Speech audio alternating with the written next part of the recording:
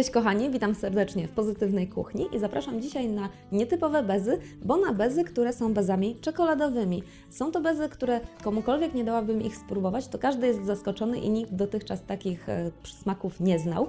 Bezy, które są równie proste do zrobienia, co takie zwykłe białe, a wystarczy do piany z białek ubitej z cukrem dodać jeszcze gorzkiego kakao, takiego zwykłego, sypkiego, gorzkiego kakao i do tego jeszcze pokroić w bardzo drobną kostkę, taką o boku około pół centymetra, gorzką czekoladę.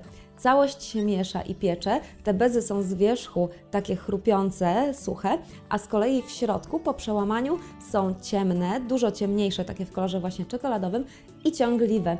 Bardzo smaczne, gorąco Wam polecam. Dajcie mi znać, czy udało Wam się wypróbować i czy Wam smakowały, czy może jednak wolicie te zwykłe, klasyczne bezy albo na przykład bezę Pawłowej.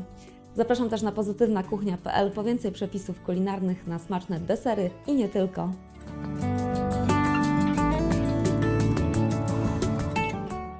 Przygotowanie warto zacząć od pokrojenia czekolady w kostkę o boku około pół centymetra. Białka, takie o temperaturze pokojowej, trzeba ubić na sztywną pianę ze szczyptą soli. Potem, kiedy są już sztywne, stopniowo można dodawać cukier i ubijać dalej.